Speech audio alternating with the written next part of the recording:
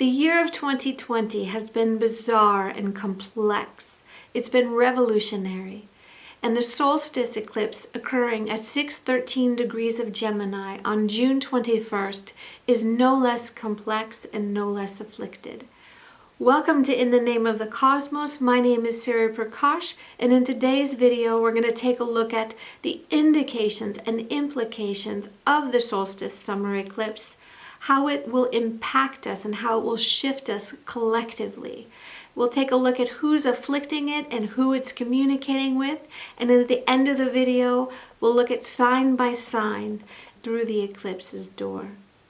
Now, to understand the complexity of this eclipse and its effects, we have to take a look back in time, the door opener of this year of revolution and this year of chaos, where the eclipse occurred on December 26th of 2019 in the sign of Sagittarius, involving 6 planets, Saturn, Ketu, Jupiter, Sun, Moon, and Mercury, in an area of the sky known as Mula Nakshatra, a lunar house, owned by a deity called Niriti, otherwise known as Kali.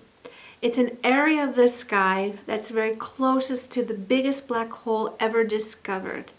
And then the access to this, the head of the dragon, was in Ardra Nakshatra, a lunar space that's ruled by the original form of Shiva. All 6 of these planets being deposited with this energy of destruction and of change, this place of washing things out and ripping out the roots that we've held on to. This is the setup for 2020. And now we find ourselves on the other side of this axis with the solstice eclipse on June 21st, where Rahu has moved into a new lunar house known as Mrigrashira Nakshatra, a place that is actually very sweet and gentle compared to Ardra Nakshatra, but it's still on the hunt in its search for truth. Now Mars on the 18th of June moved into the sign of Pisces, and he's making a very hard aspect to Rahu and to Mercury and to the moon. And this is not a good sign. Mars's influence on Rahu makes it more explosive, makes it more agitated. And Mars's influence on Mercury is not a good combination. It makes us rash, it makes us opinionated, it makes us very fixed in our ideas, it makes us unable to listen to the other side. It disturbs our communication and disturbs our ability to have an open mind. We become very polarized. And with Moon and Mercury combined, this is kind of like a used car salesman. It's like where we're being convinced into purchasing or buying an idea that is simply not good. So we can be rash in our decisions now. We can be rash in our thinking this is a good idea, but when it actually is not. So we need to be very cautious around the eclipse for the next 6 weeks, in fact, where we need to take our time and not push forward in making decisions and changes, where we need to be a little bit more discerning in our thought, really activating our higher mind and not our reactive mind. Eclipses are destiny changers. They're markers of time. Their absence of light creates a space for us to access information that's not normally available to us. So there's a lot of positives in it, but we first want to look at the practicality of where we're in such a very volatile time, where we want to take very deliberate steps and not be rash. Gemini is a sign of information and communication and discoveries and our laws. And where all of this transformation is happening, we're seeing that the people are taking themselves to the streets, but they're taking themselves into the streets with the potential of being infiltrated by others who have a different agenda. We need to be very cautious about this because it's a very tricky side of Rahu disturbing the energy of Gemini and of Mercury, where he distorts the information and he creates illusion about what you think you're doing when it's actually serving the purpose of something else. It's helping us to really discover and root out these patterns that have been in our society that no longer function and no longer work. We just want to make sure that we don't get manipulated by what Rahu's disturbance can bring in. We have to really use our higher state of senses, of our mind and of our intuition and of our guts to really lead the way, and not by the impulse of our emotion. This is really going to be the challenge for us for the next 6 weeks. Now, Rahu is not only a disturber, he's also a change maker. It's this divining light in disguise of a shadow. So we have to really tune into its higher teaching and not only of its lower teaching, because the absence of light and the darkness brings us fear. And it's only the fear of us not being able to trust ourselves and to really know the connection of our soul and of our spirit and of our way forward. And when we connect with this, we're not disturbed by these challenges and these changes. We can flow with it, allowing our consciousness really to lead the way. Because this is the challenge of the time, is where we're not really connecting with our consciousness. We're just connecting with the instability of our attachment to that which we know. Now, with Gemini being the sign of new information and of communication and of our laws, under the influence of Mars, it indicates that there will be more military and more enforcement placed upon people, that we can see the rollout of new laws and the dismantling of structures. And this can be quite a challenge right now, as the thinking mind and the emotional mind are under the influence of smoke and of fire. This is a challenge. We need to make sure that we stay rooted and that we stay cool and that we stay calm, because we're in a period of time that's really changing the structure of our world, changing the structure of our society, and it will impact us for decades. So we don't want to be rash right now. We want to be logical, and we want to be discerning, and we want to really activate our intelligence and not our reaction. The world is in a state of chaos right now. It's in an uprising, a revolutionary time of change. We don't know who to trust. We don't know what to think. We don't know what is true and what is not. We cannot exchange ideas in a thoughtful way. We're in this state of cancel culture. We're in this state of clickbait media, where we're being fed information that is so mixed with different agendas that we can't see the forest for the trees, as the expression goes. We need to really activate our discerning mind, our logical mind. We need to look at compassion to the other person, even if they have a very different opinion or a different position than us, to really recognize that the other person is us and find the bridge of how we can really work together in a society to make changes. This is really the teaching of Mrigrashira Nakshatra, how to create these bridges so that we can align ourselves together and create a fabric of society globally that really works to uplift and to serve and to really get to the root of these patterns that are infiltrating our cultures and our societies. Because it's not really one person against the other. It's this old pattern that is the residue that's being shaken out.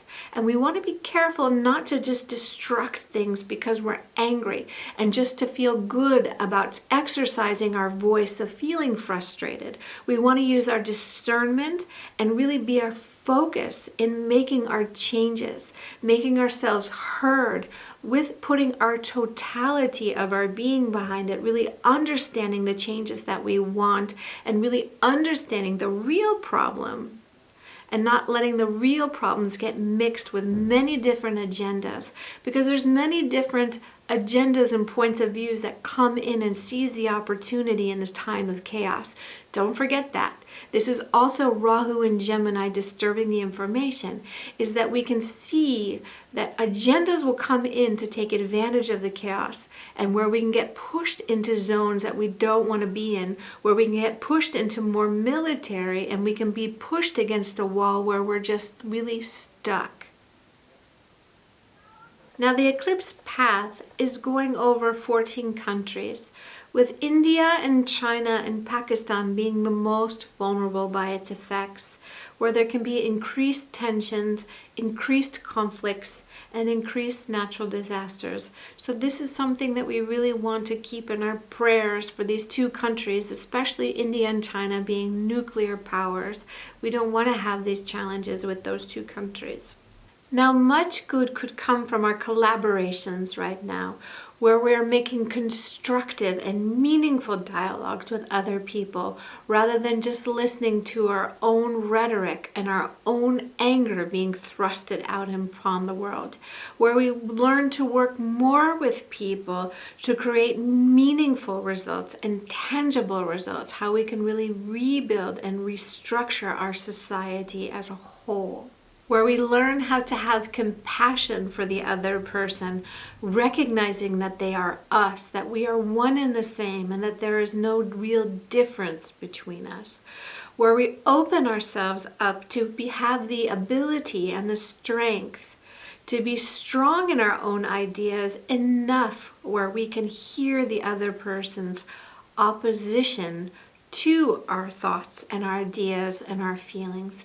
We learn how to exchange once again with one another, where we learn how to work together collectively, side by side, to make these changes. Gemini is teaching us how to not be limited in our thinking, how we can, with this, make real substantial changes with how laws and legislation is made, how governing rules are made when we work together constructively and collaboratively. How to think outside of the box, how to open our state of awareness, how we can exchange in our ideas, accepting the other person's ideas and their opinions, even if they're not in alignment with ours, to really find the stability in our own truth, to be challenged by other people and still be compassionate and still be thoughtful and still be discerning, how to reach out and create this bridge of communication with other people while we work together on the fabric of change within all of our societies, in our different nations and our different countries around the world.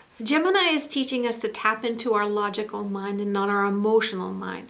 It's teaching us to be strong and anchored in our thought, so much so that we are able to take the challenge of other people's ideas, to listen to them thoughtfully and compassionately, to really stand in our truth but not be afraid in knowing that we don't know everything and that we need to open up our ears to hear the other person, to really understand their perspective and not just react to what we think is right and wrong, to be able to open ourselves up to see that the other person is us and have compassion for them and have compassion for ourselves, because we're all in a state of unknowing. We're all in a state of lack of stability. We're all in a state of frustration, and we're all feeling paralyzed and filled with anxiety. So we need to really make sure that we have this access to our compassion and our higher thinking. It's important that we stay steady in our practice and that we do it in a very concrete way and that we do it in an honest way that's for ourselves, but where we're uplifting our spirit, and through that it makes changes in the world. Because eclipses are markers of time, and they work to activate changes, and they bring in transformation, and they do it with each person. So as individuals, we have to make sure that we're responsible for ourselves in making changes from within so that they reflect in the outer world, one person at a time, and collectively we make changes together. This is a key for us because we're so much caught up in how we appear to the world, but our foundation is weak. And this is a big movement for us in this year of 2020, that our insides need to be solid and strong, that our heart needs to be solid and strong, that our thinking align with our actions, and that we activate our higher self.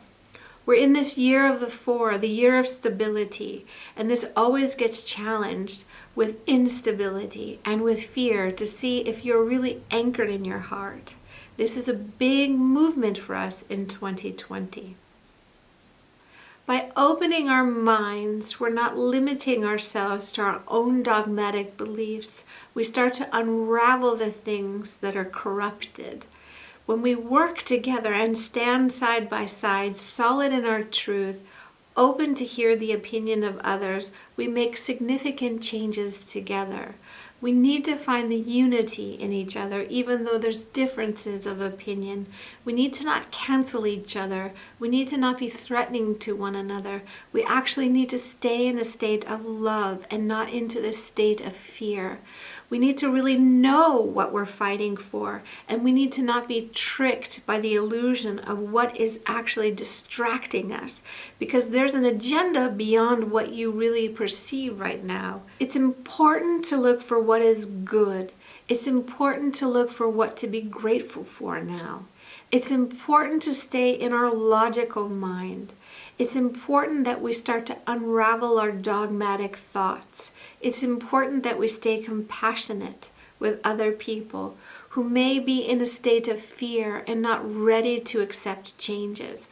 We need to open up that space of love and that space of acceptance to allow them to step forward.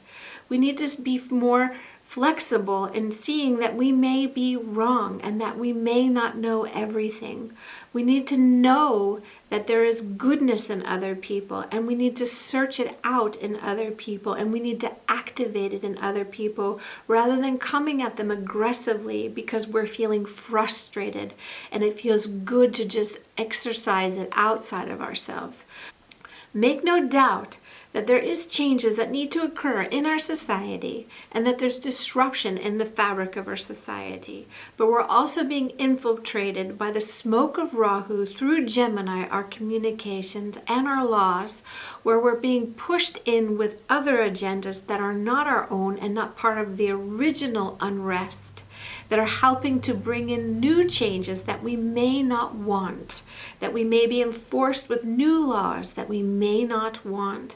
So be clear about what it is that you're fighting for, and be clear what it is that you're standing for, but have your heart open and have your mind open with a state of compassion for the other person to make a bridge and to make this resolution happen. By opening our minds yet remaining discerning, we're able to unravel our dogmatic thoughts.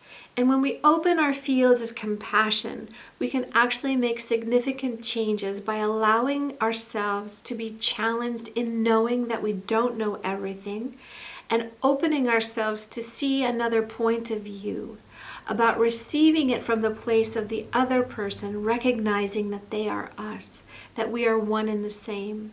About this field of compassion and love that accepts the other person with where they are, creating a bridge and opening up a space for them to come closer to us and for us to come closer to them, to find the bridge of common ground. This is the bridge of Mrigrashira in Gemini to the sign of Taurus. It's about the hunt for our common ground, the hunt for a place of where we can come together, where we can unify our thoughts and unify our hearts and unify our minds. It's important right now to stay very stable and strong in your practice, to do it consistently every single day, and not just post pictures about what could be a nice image for the world's view of us. It's about us changing as individuals one at a time, because this is the buildup of the eclipse. It's a place of transformation, but it does it on one person at a time basis, and then the world moves forward. It's important now that we stay connected with spirit, that we stay connected with a higher state of dharma, a higher state of devotion, a higher state of stability. This is key right now, that we don't fall prey to fear and then become subject to the game master, who then makes an illusion for us, infiltrating with other agendas while we're fighting for what we think is true and what we think is right, rather than looking at the real fabric that needs to be changed. Now let's take a look sign by sign and see where this will impact you. Now this is a general forecast, so you need to know your own birth chart and your own dasha to really see the implications, but this will give you a general idea of what will get awakened for you during this eclipse period that's active for the next 6 months. Now for Aries, this is occurring for you in your 3rd house, so just take care that you're not too impulsive and too rash, that you're not trying to force your initiatives through right now. It's really great that you have this energy and this power and this force of making changes and doing things, but you need to just take time and not make decisions until at least the 8th of July, until we've passed a few days after this second eclipse that's coming up. With your ruler in the 12th house, it's really not a time to make long-term commitments with work, with communications, with new projects. Really just wait until Aries moves into your 1st house, which is in August. This is really when you can really start new plans, new gains. But if you have to make changes in your work environment right now, wait until after the 8th of July. Now for Taurus, this is happening for you in your 2nd house. So your 2nd house of values. So this is not only the values of what you're earning, but the values of what you take in and that what you consume, right? So everything with the 2nd house is what is important to you and what you consume. So just take care with the amount of information that you're taking in right now. Take care of what you are bringing in, really putting your focuses on your earning potential, really looking at tapping in how you can creatively and reinvent how you make money, really making it clear how you're spending your time with what you're making money with, and really take a look at the 25th of June when your ruling planet will go direct and you'll start to feel more energy again. So this is actually a good period for you. Gemini, this is happening in your 1st house, your 1st house of self. So you are taking the hit for us with this eclipse here. So thank you very much to those who with the sign Gemini as ascendant, sun, and moon. It's a challenge for you right now in that you can feel a little bit like cooked around the days of the eclipse. Like you can feel like it's a little bit hot and a little bit your communication is just like you're just communicating too much. There's too much to digest. So really just take time to nourish yourself, do a lot of cooling treatments to yourself, make sure you're massaging your feet, taking the energy down out of your head, because with all this planetary action really hitting the head, the head of you really want to take the energy down from your head. So really keep yourself cool, but actually it's a good time of transformation. It's actually a good period for you. You've actually gone through the heaviest time for us all. So thank you very much to Gemini. Cancer, so this is happening in your 12th house. And everybody fears the 12th house, but there's nothing really to fear with the 12th house. The 12th house is a place of transformation. It's about this gifts. It's about actual bed pleasure. So it can be a good time for you to connect with partners or to find what makes you feel pleasure, to that which makes you feel satisfied with how you are indulging with yourself. So it's actually nice for you. It can be a time where you want to overspend. So just take caution with that. Don't overspend. Don't overdo it. Don't overbuy with maybe promises of transformational courses. Look to see what you can do online for free, but it's actually a time for you to really find pleasure within yourself. For Leo, this is happening in your 11th house, and your ruler is the one being swallowed by the dragon. So this is a time where you want to watch your expenses. Actually, it's a good period for you after July 8th. So just wait until July 8th. It's actually good for earning. It's good for money. It's good for partnerships. It's good for gains. But the eclipse period to July 8th, just watch it. Virgo. So Virgo, your ruler is involved in the eclipse in your 10th house. And the moon, the enemy to your ruler, is there with it. So you're not feeling the most logical. You may not be feeling that your ideas are the most clear. You may be feeling too inspired and may feel a little distracted with all the ideas that you have. So just slow down, Take a few days before you're spending all of your energy in creating and building new things. Stabilize yourself, make note of these ideas and changes, but don't really act on them yet. Wait until after the moon moves into Cancer, which is just a few days after the eclipse. So I would say until the 25th, and then it's a better time for you to take action on your creative ideas. For Libra, this is happening in your 9th house. Now for Libras, you've had actually a big challenge. So there's challenges with not taking care of yourself. There's challenges with feeling over-criticized. There's challenges with feeling that you're not being heard. So just, put on some good music. Just like enjoy your time through this eclipse period, rock out, dance for yourself, find the beat of your own drum, because Libra's always in this state of finding its balance and finding its taking care of other people. Be selfish, just enjoy yourself and just say screw it to the world. Just take a few days and find your own fun. For Scorpio. So Scorpio, you had the eclipse in your 1st house in the beginning of June, on the 5th of June. And this was a very challenging one for you. And your ruler is in your 6th house right now, and the eclipse is in your 8th house. So right now it's just a time of being clear in your steady focus in your practice. That's the best use of your time. To get out there and actually move your body is also good for the next half year. So really, Scorpios, you're in this state of real big and deep transformation. So just make sure that you sweat and move your body to help bring out the balance to the nervousness and feeling of vulnerability that you have right now.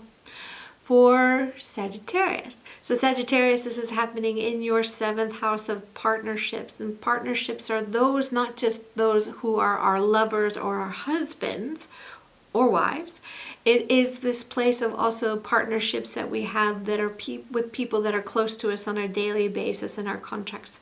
So here you can feel like that you're needing to find more reliability with those who are close to you, and where you're needing to really refocus how the direction of your relationship is going, where you're needing to put more attention in being clear with the direction of your relationships and how they are moving forward. For Capricorn, this is happening in your 6th house. And your 6th house is this place of challenges. It's this place of competitors. It's a place of where people will come to fight against you. It's this place where you can have health issues and debt. So Capricorn, you're already taking the hit for Saturn being in your 1st house, but it's also a good transit because it brings in a lot of development in your life in terms of moving forward and working hard with career and advancement with things. But it's also with this eclipse here, you just want to make sure that there's not any hidden health issues that you're not addressing. So just make sure that you're managing your stress and that you're not feeling overstressed with how things are moving in the world, that you find stability in yourself. Make sure that you get yourself into some sort of a health routine and meditation routine to really help offset this stress state.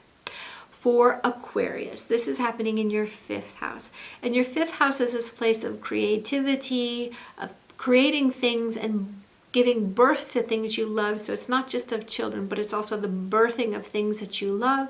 So here it's a time where you can be rethinking how you're presenting yourself with your creative ideas, what creative ideas are coming through you right now in this portal of this eclipse. So it can be a good time for you to initiate new projects. But again, wait until July 8th to really bring them into the world, really put your effort into really looking and studying how they're developing and really polish them before you bring them out into the world.